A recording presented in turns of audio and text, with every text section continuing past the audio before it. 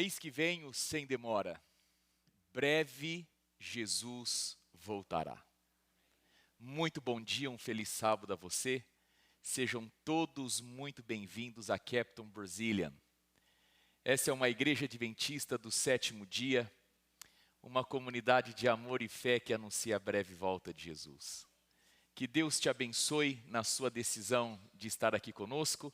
A você que está nos assistindo, que Deus abençoe do lugar onde você está. Eu preciso de dar apenas um comunicado. No próximo sábado, nós teremos aqui na nossa igreja, no horário normal do nosso culto, Santa Ceia. E nós esperamos que você esteja presente conosco.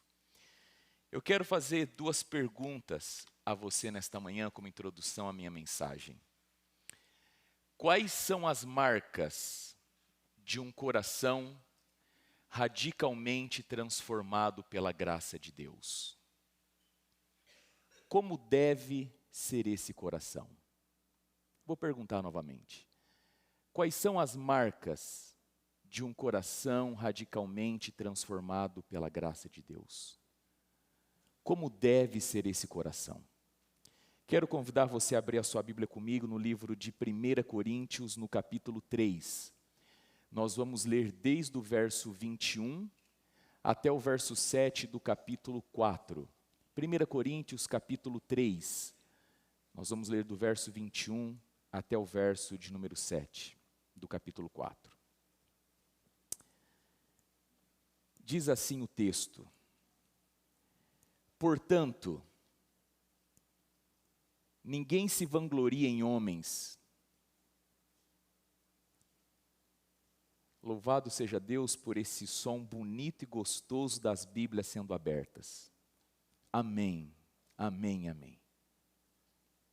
1 Coríntios 3, versículo 21.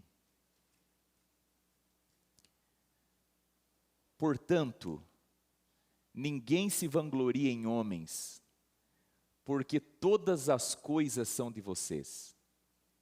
Seja Paulo, seja Apolo, seja Pedro, seja o mundo, a vida, a morte, o presente ou o futuro, tudo é de vocês. E vocês são de Cristo, e Cristo de Deus. Portanto, que todos nos considerem servos de Cristo e encarregados dos mistérios de Deus. O que se requer desses encarregados é que sejam fiéis. Pouco me importa se julgado por vocês ou por qualquer tribunal humano. De fato, nem eu julgo a mim mesmo. Embora em nada tenha minha consciência culpada ou a minha consciência me acuse, nem por isso justifico a mim mesmo ou me faço inocente. O Senhor é quem me julga. Portanto, não julguem nada antes da hora devida. Esperem até que o Senhor venha. Ele trará à luz o que está oculto nas trevas e manifestará as intenções dos corações. Nessa ocasião, cada um receberá de Deus a sua aprovação. Verso 6. Irmãos, apliquei essas coisas a mim mesmo e a Apolo por amor a vocês, para que aprendam de nós o que significa: não ultrapassem o que está escrito. Assim ninguém se orgulhe a favor de um homem em detrimento do outro. Pois quem torna você diferente de qualquer outra pessoa? O que você tem que não tenha recebido? E se o recebeu, por que se orgulha como se assim não fosse?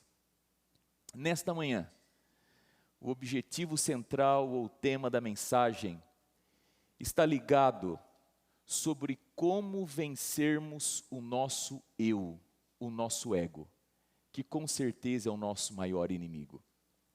O texto desta manhã fala sobre uma divisão que havia dentro da igreja de Corinto. E embora a mensagem desta manhã não tenha que ver sobre unidade de igreja, sobre divisão de igreja, nada disso. Havia ali uma disputa entre dois grupos de pessoas.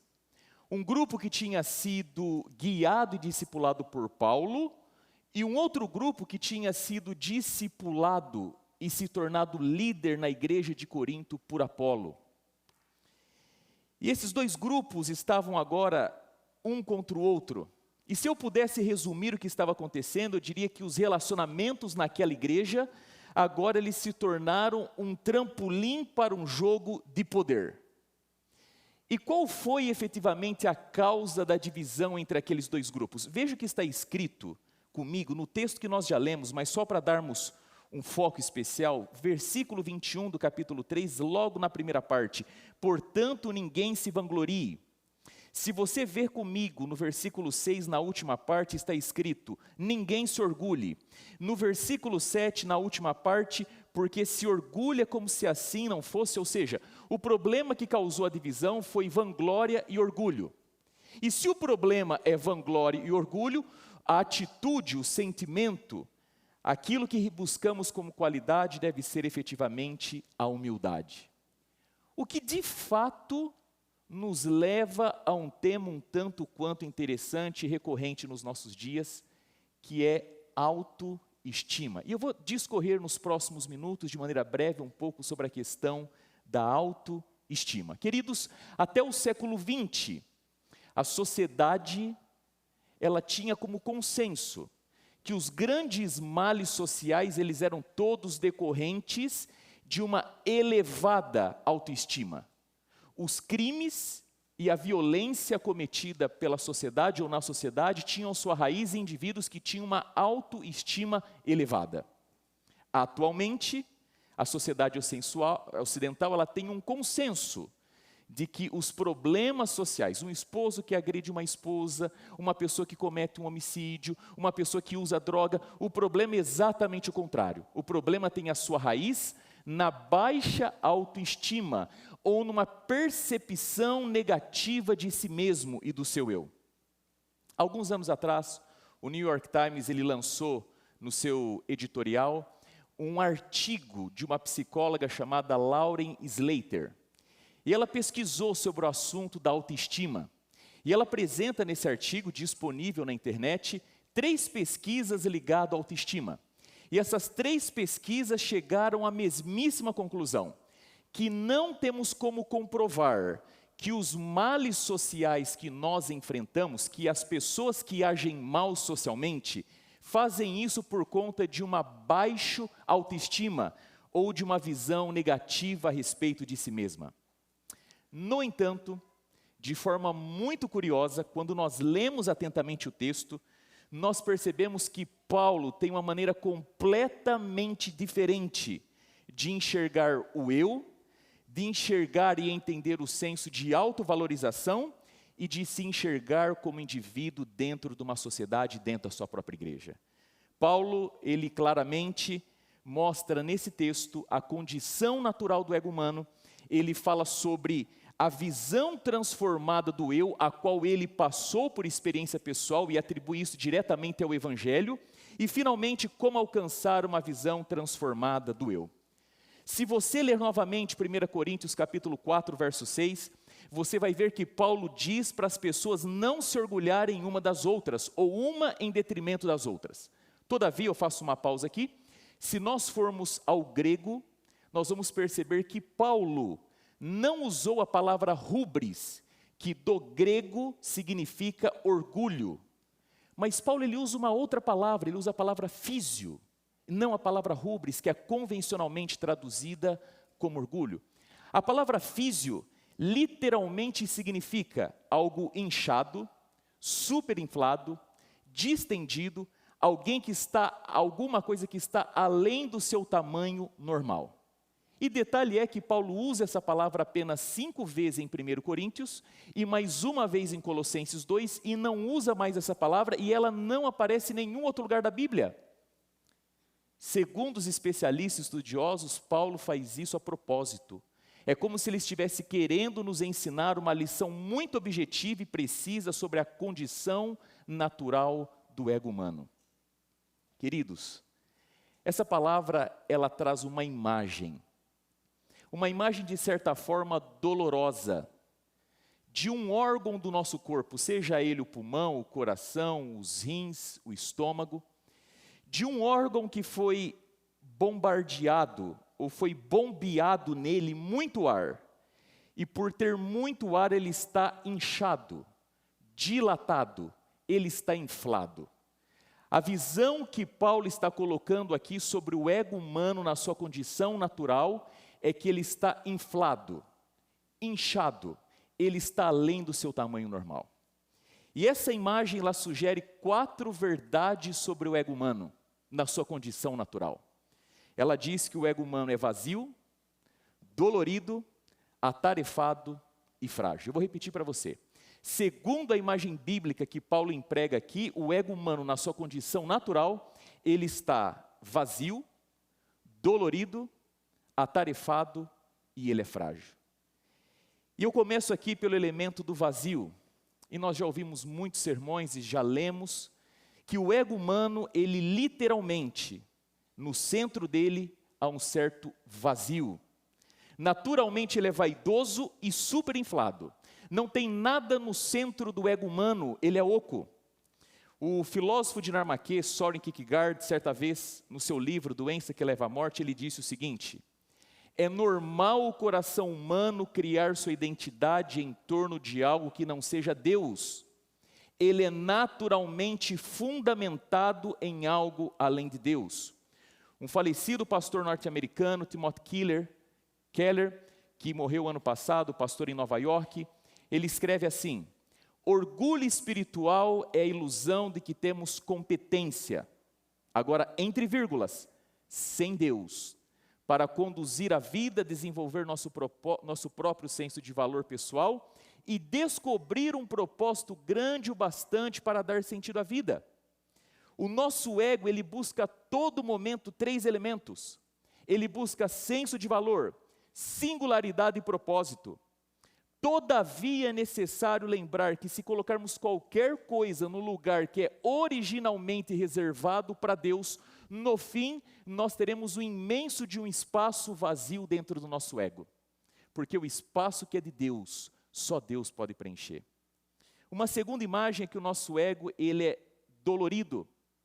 O ego, no seu sentido natural, ele é distendido e por isso ele dói. Você já notou e já parou para pensar que enquanto não há nenhum problema com nenhum dos nossos órgãos ou com nenhum dos nossos membros, nós não os notamos? Se você não tem nenhum problema em nenhum dos seus órgãos ou nenhum dos seus membros, você simplesmente não os notam, embora eles estejam operando e trabalhando. Quando nós caminhamos, por exemplo, os dedos dos pés, os joelhos, eventualmente os braços, eles estão em movimento. Mas se não há nada errado com eles, nós simplesmente não os notamos. Dessa forma, querido, o órgão que trabalha sem ser notado, ele indica que ele está bem.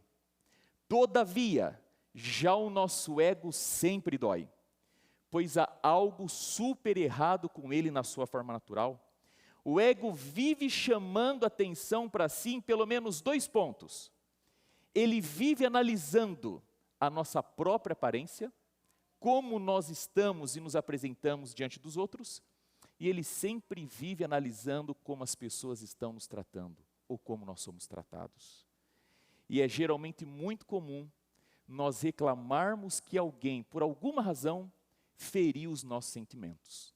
E pode ser que seja a primeira vez que você ouça isso, eu não sei, mas sentimentos não podem ser feridos. O que na verdade pode ser ferido é o meu ego, o meu eu, a minha identidade.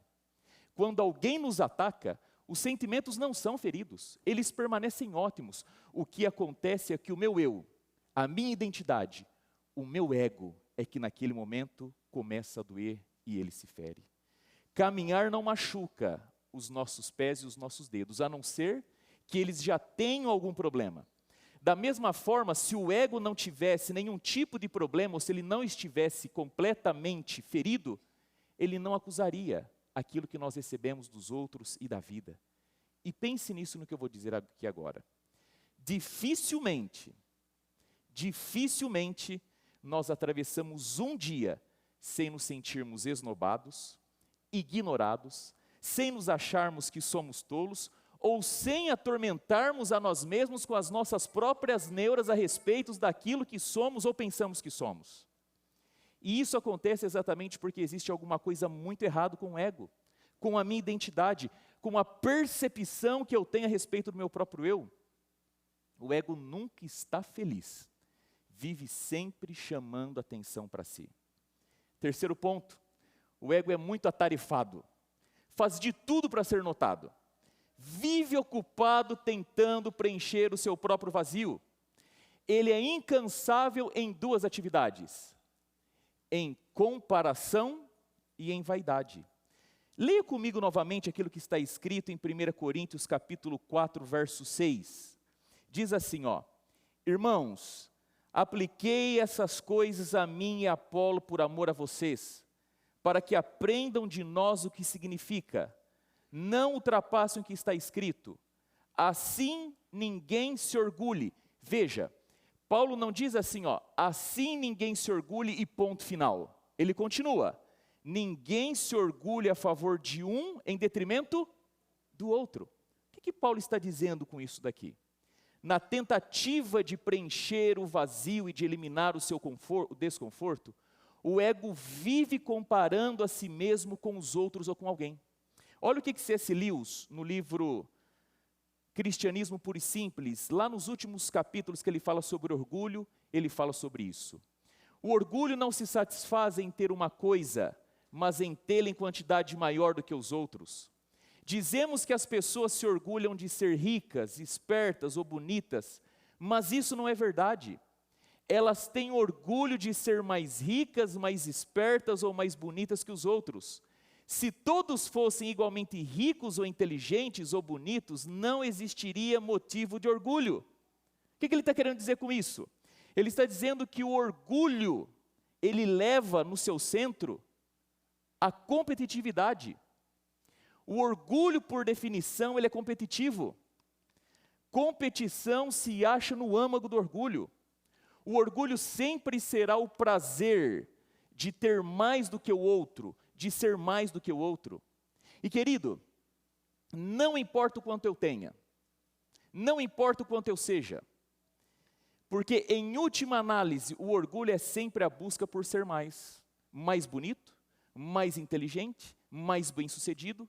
E no momento da minha vida que eu encontro alguém que seja mais bonito do que eu, alguém que seja melhor sucedido ou mais bem sucedido que eu, alguém que tenha mais do que eu, naquele momento, toda a minha alegria a respeito daquilo que eu tenho e sou se esvai.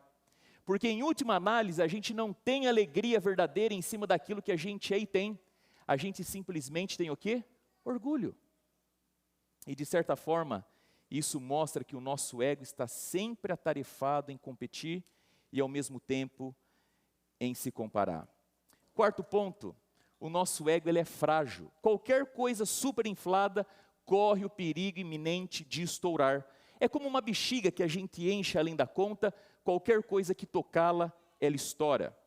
Se estou dilatado de ar, ao invés de estar abastecido com alguma coisa sólida, não faz diferença nenhuma se eu estou superinflado ou desinflado. Complexo de superioridade, escute só, complexo de superioridade e complexo de inferioridade são praticamente a mesma coisa. Eles, na verdade, fazem os lados diferentes de uma mesma moeda. E não importa, querido, os resultados, ambos são desastrosos na vida. Os dois resultam do fato de que a pessoa estava superinflada. E a pessoa, inclusive, com complexo de inferioridade, ela vive dizendo para os outros que se odeia e diz isso para ela mesma. Agora veja, o interessante é que nos dois cenários nós temos alguma coisa ligada ao superinflado. Porque uma pessoa desinflada significa que em algum momento também ela esteve superinflada. De alguma forma, desinflado em perigo iminente de ser desinflado é a mesma coisa e, portanto, fragiliza o nosso ego.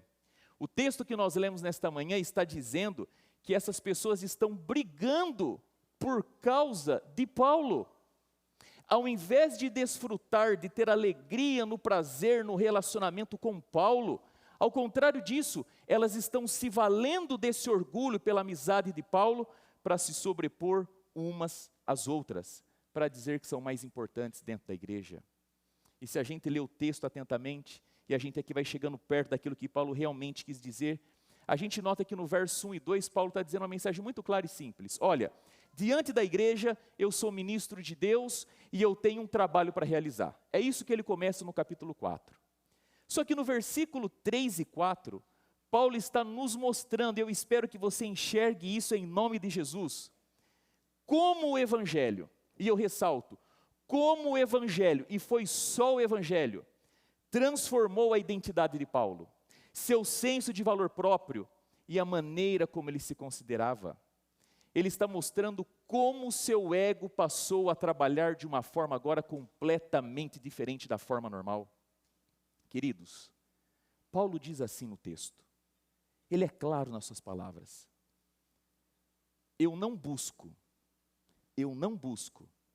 ser julgado, ou pouco importa o julgamento que vocês da igreja têm a meu respeito. Aliás, nem se um tribunal decidisse me julgar, pouco me importa o julgamento desse tribunal. Se você olhar no texto, no original e buscar, a palavra julgado significa alvo de um veredito. Paulo está dizendo assim, olha, o veredito do que os irmãos pensam a meu respeito, pouco importa. O veredito que um tribunal humano pudesse considerar a meu respeito, pouco importa. Paulo, na verdade, está dizendo que a sua identidade, seu senso de valor próprio e a maneira como ele considera a si mesmo, não estão ligadas de forma nenhuma ao veredito daquilo que as pessoas pensam a respeito dele. Na verdade, o ego dele não deve nada ao que as pessoas dizem. Mas isso foi 2000 anos atrás. E o que a gente poderia dizer de nós que estamos aqui hoje? Porque a mensagem bíblica, ela encontra sentido no chão da realidade da nossa vida aqui hoje, transpondo as barreiras geográficas, culturais e temporais de aproximadamente 2000 anos. Queridos, muitos dos conselheiros, influenciadores digitais, terapeutas, coaches, mentores, eles afirmam que nós não devemos levar muito em consideração aquilo que as pessoas pensam ou acham a nosso próprio respeito. Eles dizem que nós não devemos viver segundo o padrão dos outros. Não devemos valorizar demais o que as pessoas pensam. Em suma, decida quem você quer ser e tão simplesmente seja. Nenhum problema. Porque o importante é você se enxergar do jeito que você quer ser, e ser do jeito que você se enxerga. E ao que parece para essa nossa sociedade, o problema da baixa autoestima, ele é muito maior do que realmente em si.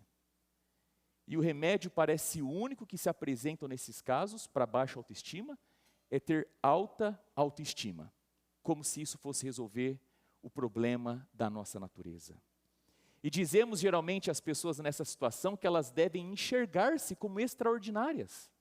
E se elas não se enxergam como extraordinárias, que elas busquem alguma realização extraordinária que ela fez, para que essa realização extraordinária possa trazer para si um senso pessoal maior.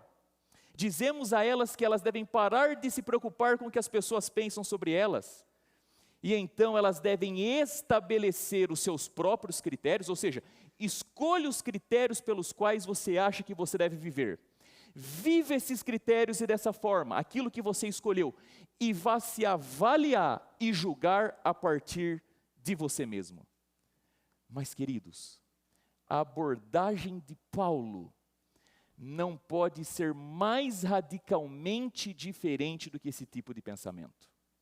Paulo, ele vai na direção completamente contrária do que eu acabei de dizer para você. Porque Paulo diz assim, para mim, não importa o que as pessoas da igreja de Corinto pensam a meu respeito. Não importa o veredito de um tribunal a meu respeito. E ele vai agora um passo além, ele diz assim, e pouco importa o que eu penso a meu próprio respeito. Paulo está dizendo que a opinião alheia das pessoas, Paulo está dizendo que o veredito de um tribunal, e também aquilo que ele pode vir a pensar dele mesmo, pouco importa, é como se ele dissesse, não me importam o que vocês pensam, nem mesmo com aquilo que eu penso, não considero a opinião de vocês a meu respeito, nem a minha própria opinião ao meu próprio respeito. E no verso 4 ele diz assim, Olha o que ele diz no verso 4. A minha consciência está limpa, mas isso não faz de mim inocente. Paulo está dizendo que, embora tenha a consciência limpa, ele não é inocente. E ele traz aqui uma grande verdade, porque Hitler, à luz e à perspectiva do seu próprio eu, dos seus próprios olhos, tinha a sua consciência limpa. Mas isso jamais o fez ou fará um agente inocente. E aqui, queridos, nós chegamos no âmago daquilo que é o que o Paulo está falando. Paulo está nos falando aqui para não cairmos em duas armadilhas. Paulo está dizendo para nós não cairmos em duas armadilhas, e escute bem, e leve com você isso no teu coração. Paulo está dizendo assim, ó, não caia na armadilha de viver segundo os padrões e critérios dos outros, como se tudo na sua vida dependesse da aprovação dos outros. Primeira armadilha que nós não devemos cair. Não caia na armadilha de viver segundo os padrões dos outros, como se tudo na sua vida dependesse da aprovação deles. Mas ele complementa, segunda armadilha que nós não devemos cair, não viva pelos seus próprios critérios, como se tudo na sua vida girasse em torno do seu próprio eu. Não viva segundo os teus próprios critérios, como se tudo na sua vida girasse em torno do seu próprio eu. Queridos, tentar ter autoestima, alta autoestima, seguindo os critérios dos outros ou seguindo os nossos critérios, é uma armadilha e jamais uma resposta. Paulo sabe que acompanhar os critérios dos outros ou os nossos próprios padrões, na tentativa de conquistar uma alta autoestima, é uma grande armadilha. Mas eu preciso te perguntar nesta manhã, aonde Paulo encontrou ou ancorou o senso de si mesmo, o senso da sua identidade? 1 Coríntios capítulo 1, 1 Timóteo capítulo 1, verso 15 responde, eu vou ler para você. Paulo, ele diz assim a respeito de si mesmo, Cristo Jesus veio ao mundo para salvar os pecadores, dos quais eu sou o principal. Vou ler novamente. Cristo Jesus veio ao mundo para salvar os pecadores, dos quais eu sou o principal. Veja, observe bem que ele não diz assim, ó, dos quais eu era o principal. Ele diz o quê? Dos quais eu sou o principal. Entre todos os pecadores, eu sou o pior deles. Mas note bem, isso é extraordinário no processo de transformação do ego de Paulo. Ele diz assim, olha, eu sou o pior dos pecadores, mas só pode dizer de maneira franca, sincera, verdadeira, realística, que você é um pior dos pecadores, desde que você dizer isso, não destrua a sua própria identidade. Paulo diz que é o pior dos pecadores, mas isso não destrói a sua própria identidade. No entanto, você também precisa de notar no contexto maior, que diante de bons desempenhos, Paulo também não se parabeniza. Se de um lado dizer que ele é o pior dos pecadores, ele não permite que a sua identidade seja destruída, de um outro lado, diante das grandes realizações de Paulo, ele também não se parabeniza, querido. E de certa forma, Paulo está nos levando aqui a um caminho de entendimento que é novo e desconhecido, talvez, para muitos de nós. Sabe por que Paulo foi capaz de dizer isso? Porque o seu ego não está inflado. O ego de Paulo não está inflado. O ego de Paulo está saciado. Só pode afirmar o que está aqui escrito na Bíblia gente que não tem o ego inflado, mas tem o ego saciado. Queridos, Paulo agora aponta o dedo no centro da sua mensagem. E ele está falando aqui sobre humildade. Só que veja só, quero abrir um parênteses. Eu até fico preocupado em falar a palavra humildade, porque nos nossos dias essa palavra humildade tem uma ligação direta com fraqueza, pobreza e ignorância. Fraqueza, pobreza e ignorância é o que muitos, infelizmente, atribuem à palavra humildade. O texto aqui não tem nada a ver com isso. Paulo está afirmando que ele alcançou um estágio na sua vida, o qual o ego dele não chama mais atenção para si. como qualquer outra parte do corpo que trabalha normalmente, sem ser notado ou sem chamar atenção para si, Paulo está dizendo, o meu ego não chama mais atenção para mim mesmo. Paulo alcançou um patamar em que não pensa mais em si mesmo. Quando ele faz certo ou quando ele faz algo errado, ele não atribui ou não faz uma conexão do certo ou do errado à sua identidade ou relaciona esse fato a si mesmo. Nesse livro aqui, quero passar o próximo texto, The Freedom of Self-Forgetfulness, leia o que está escrito falando a respeito desse tipo de humildade. Depois que encontramos uma pessoa verdadeiramente humilde, não saímos da presença dela afirmando que se trata de alguém humilde. Aliás, pessoas assim nunca afirmam que são insignificantes. Quem vive dizendo isso é, na verdade, obcecado por si próprio.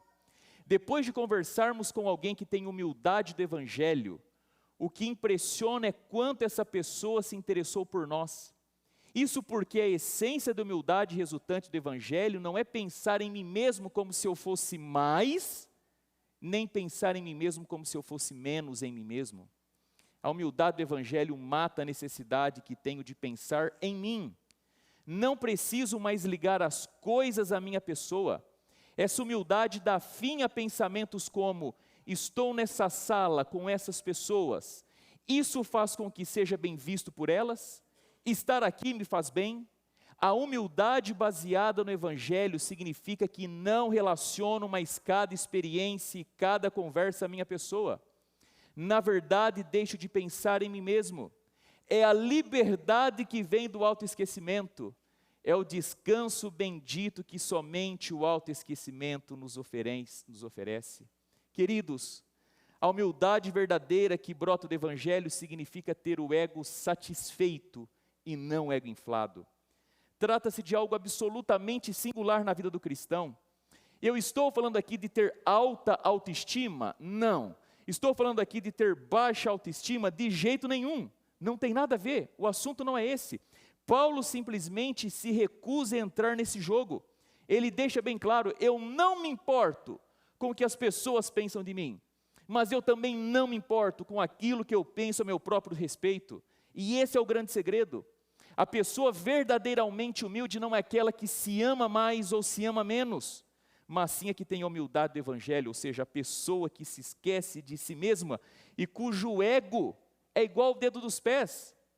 Ele simplesmente exerce a sua função, não imploram por atenção, os dedos simplesmente trabalham, o ego simplesmente trabalha.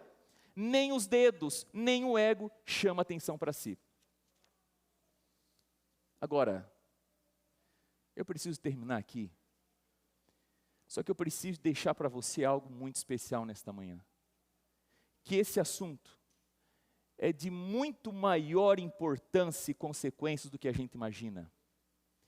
Que o ego, o eu, é muito mais profundo nas suas implicações e consequências do que a gente pode imaginar, para o dia de hoje, para a nossa vida e para a nossa eternidade. Eu fiz uma pesquisa nos escritos da senhora Ellen White, eu queria apresentar para você o que ela fala sobre o ego. O primeiro texto que ela fala, ela diz o seguinte: o ego deve ser subjugado, crucificado, pois se permitirmos que ele se erga, será o instrumento de Satanás para destruir nossa paz e separar-nos de Deus. Que tipo de ego ela está apontando aqui? Um ego que se erga, um ego levantado. E qual que é a consequência de um ego erguido, levantado? Duas perdas, perda de paz e perda da presença de Deus. E eu te pergunto, querido, qual estado de espírito pode ser melhor do que alguém que está verdadeiramente em paz? Qual estado de espírito pode ser pior do que alguém que não está em paz? Qual companhia ou presença na nossa vida poderia ser melhor do que a presença de Deus? Qual ausência na vida poderia ser pior do que a presença de Deus?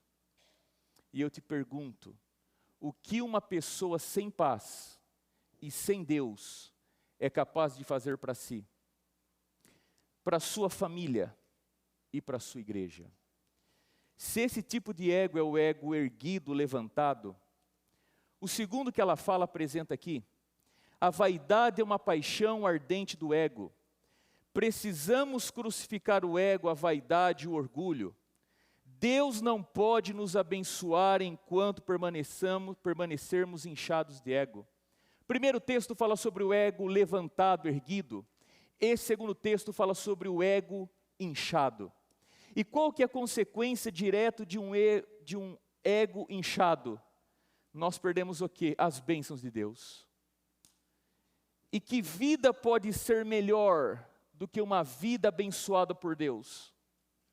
E que vida pode ser pior do que alguém que não vive debaixo da bênção de Deus? E quando nós vivemos com o ego inchado, nós perdemos as bênçãos do Senhor. Terceiro texto, se o ego não for crucificado, se não for subjugado, se não for santificado, não podemos herdar o reino de Deus.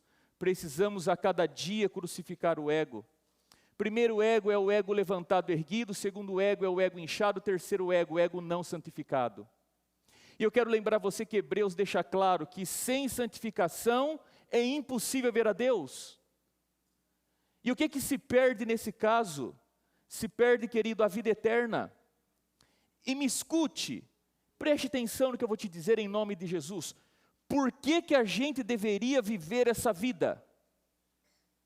Se a gente não tem vistas para a eternidade.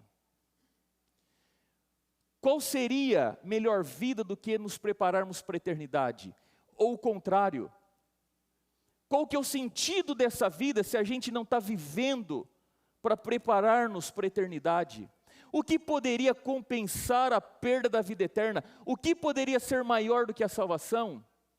Você nota que o nosso ego, querido, ele não apenas pode nos destruir para essa vida, mas ele pode ter consequências eternas. Esse é um assunto que a gente não deveria jamais negligenciar e deixar passar de lado. A luta com o nosso eu, com o nosso próprio ego.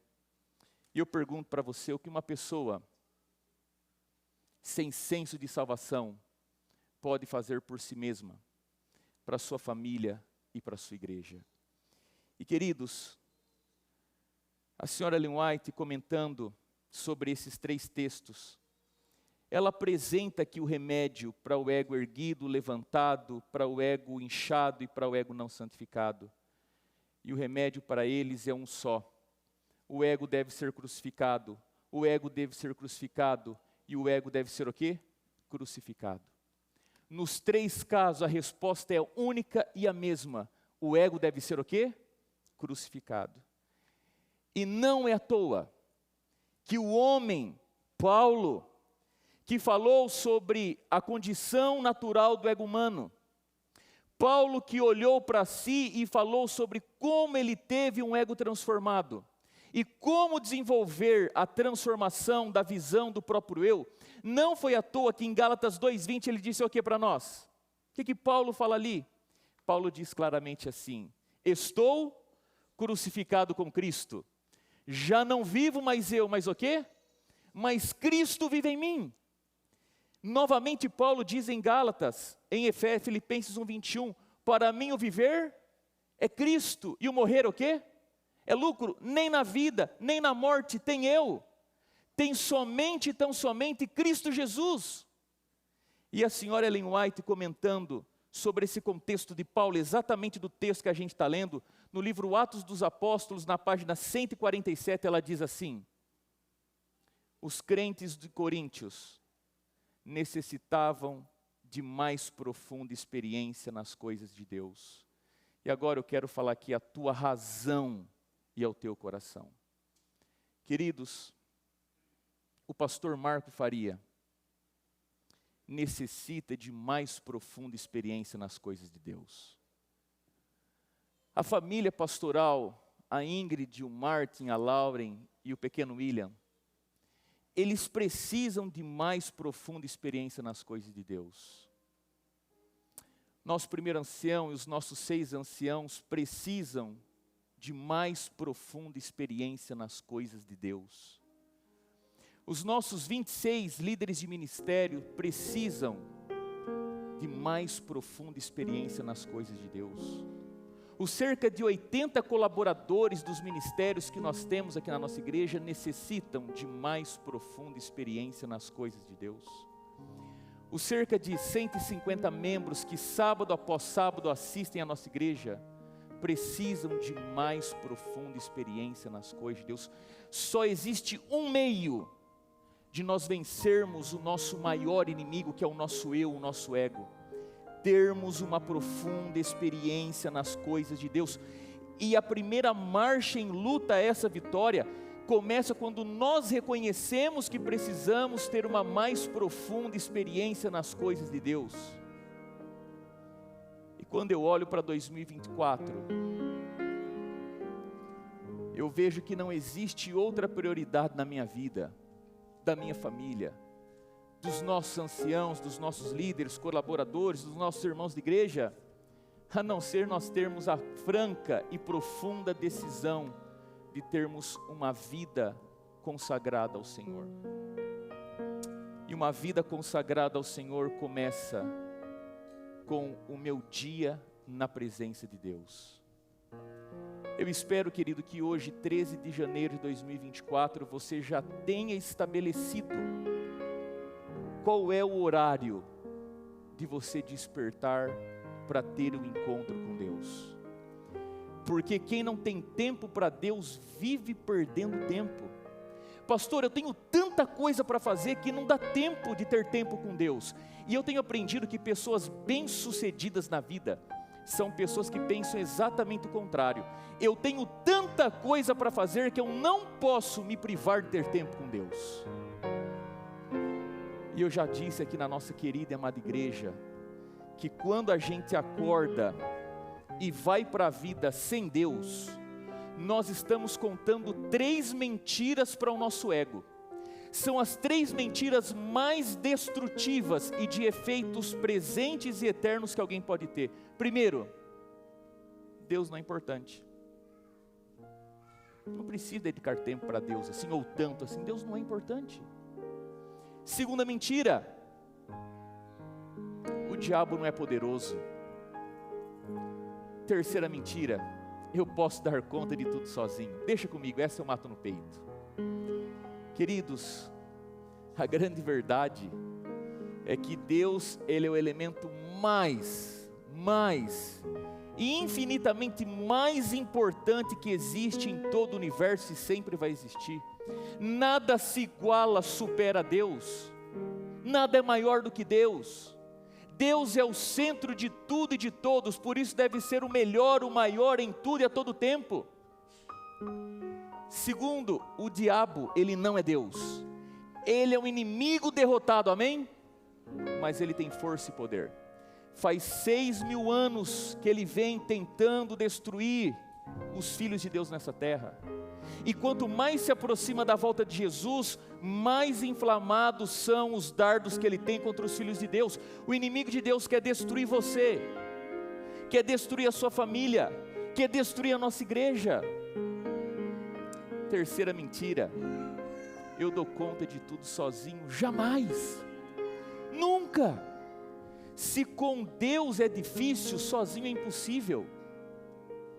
A grande verdade é que se analisarmos a nossa vida, a gente vai ver que as piores decisões que nós já tomamos, que acarretaram os piores problemas, foram tomadas longe de Deus. E todos os dias, queridos, eu tenho orado, e orado, e orado, para que Deus levante na nossa comunidade gente que tenha fome da Bíblia, gente que tenha desejo de se alimentar da palavra de Deus, gente que quer ler, estudar, entender, gente que quer dedicar tempo, gente que quer viver do alimento que vem da palavra do Senhor, que realmente olhe para o texto e ame o que está escrito aqui. Eu tenho orado para que Deus nos dê sede de oração. Porque se a gente não tem sede de orar, a gente não ora. E eu queria lembrar você nesta manhã, que as mais profundas crises, os problemas mais difíceis, nós vamos resolver através do WhatsApp.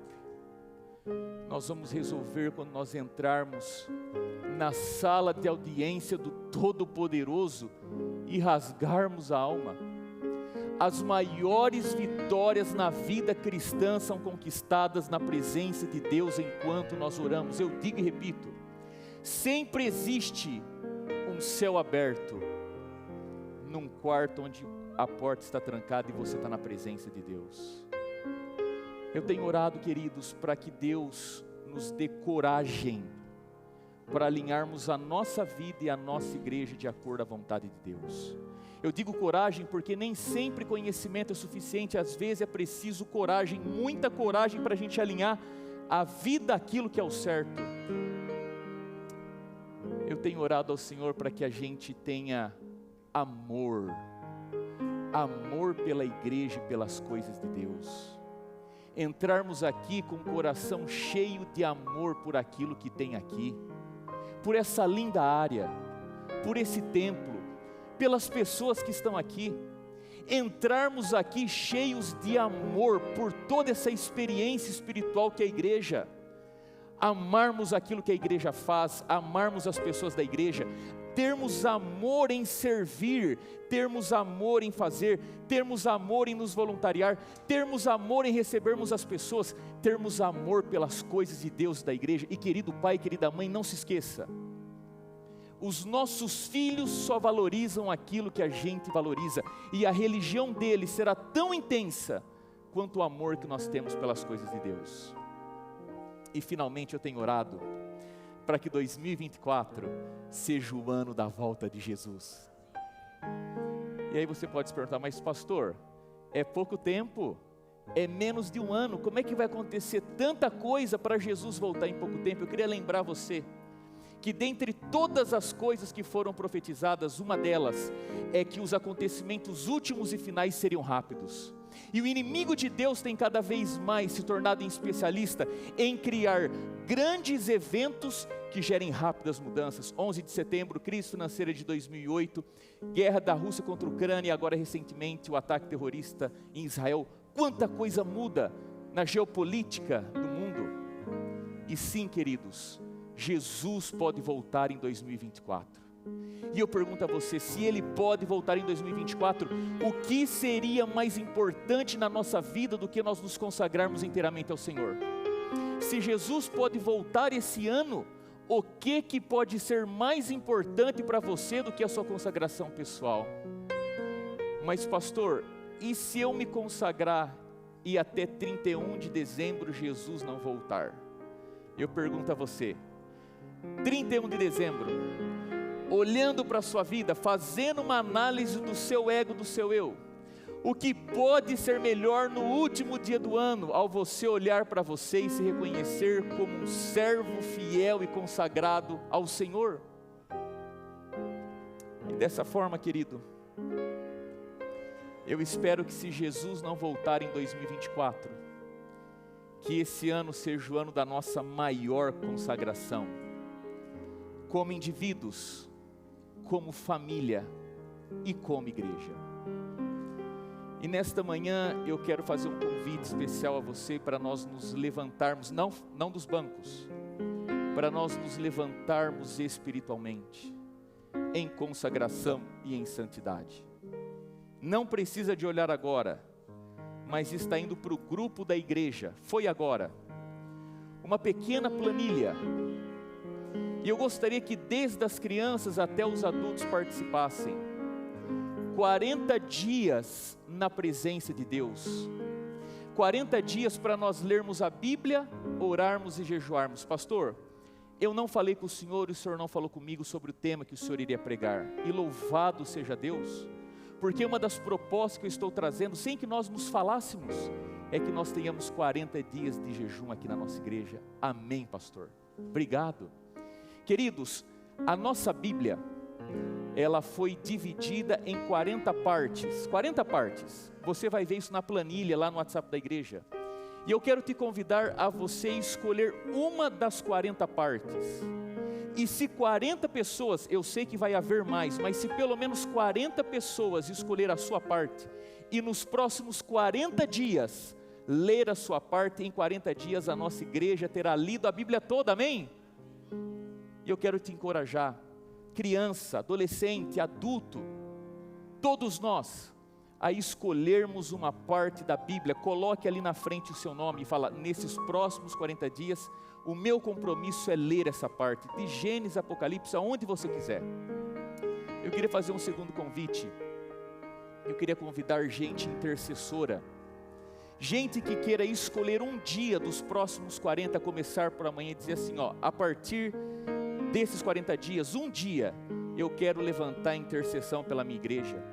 Eu quero orar pelo pastor, pela família do pastor, pelo primeiro ancião, pelos anciãos, pela liderança, pelos colaboradores, pelos projetos, pelos planos, pelos amigos não adventistas, pelos afastados, pela presença e bênção de Deus na nossa igreja. Você dedicar um dia, do seu jeito, do seu modo, como você quiser, para dizer, nesse dia, eu sou um pilar de oração, eu sou uma coluna de intercessão, eu sou um guerreiro na oração, estou intercedendo pela minha igreja. E finalmente, você escolher um dia, só um, para você jejuar, a partir de amanhã e para os próximos 40 dias. O jejum é muito como o pastor falou, você escolhe o formato, o horário, a intensidade, o começo, o meio, o fim, não tem problema, mas naquele dia você está dando importância e foco mais do que especial para as coisas de Deus e para a nossa igreja. E eu quero fazer um apelo para que durante esse dia, querido, você não termine sem entrar nessa planilha logo mais e escolher a parte da Bíblia, o dia de jejum e o dia de oração. 40 dias, uma jornada intensa e profunda com o Senhor como família e povo de Deus. Eu tenho certeza que o Senhor irá nos abençoar, como já está abençoando só pelo fato de você estar aqui. O Daniel, ele vai cantar uma música agora, uma letra linda e extraordinária que fala sobre o processo de transformação de Deus no nosso coração. Eu gostaria de convidar você a prestar bastante atenção naquilo que vai ser cantado em complemento à mensagem desta manhã. E que Deus te abençoe para que o seu maior inimigo, o seu ego, seja vencido pela cruz de Cristo Jesus. E que nesses próximos 40 dias como igreja, nós possamos nos apegar à leitura da Bíblia, à oração intercessora e ao jejum. O meu apelo a você é, não deixe, não saia da casa do Senhor sem estabelecer uma aliança com Deus, de se envolver nesse momento de 40 dias com Deus, na presença de Deus.